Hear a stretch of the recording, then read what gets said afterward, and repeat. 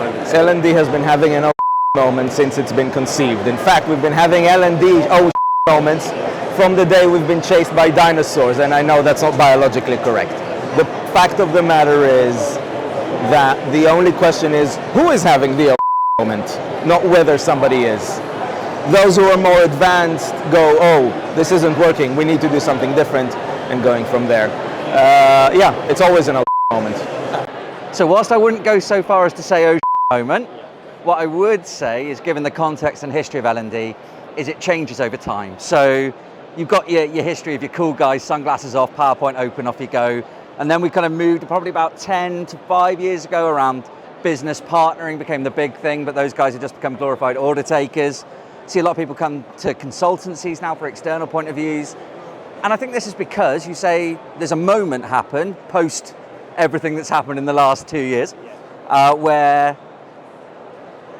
the tip has turned towards digital and blended solutions and virtual delivery, whereas you get all those people who've been working L&D 10, 15 years who are used to relying on the coattails of their charisma, and now there has to be a lot more kind of pedagogic and andragogic thought behind what they do.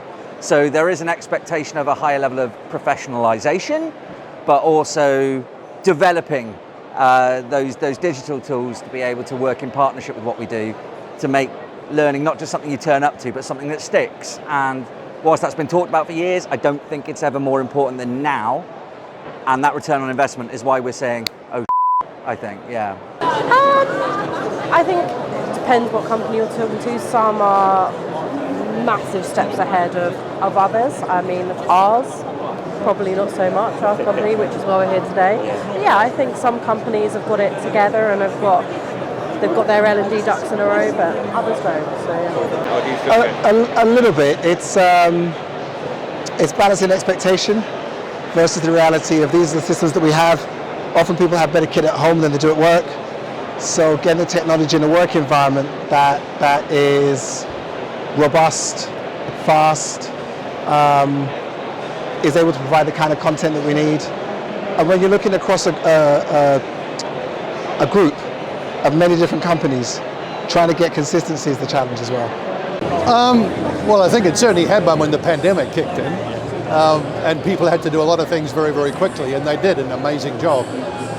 I think they should be having one now, even if they're not, because they should be thinking whatever we put together temporarily during the pandemic, in a lot of cases is now being left to keep going, and it's not fit for purpose. It's still kind of a prototype rather than a production version.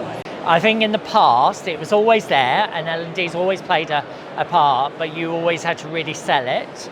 I know with the company I was with before, you know, when we went on a total restructure, I was one of the few teams that actually grew, whereas everybody else got cut down, which was great because I felt it's a real valuable. So I didn't say it was a no moment, but I did think, oh my God, you know.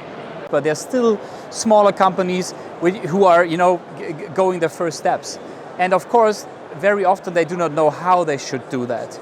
And, you know, sometimes they get a new LMS or content from us or whatsoever, or in a combination of HowNow and Pingdom, whatever.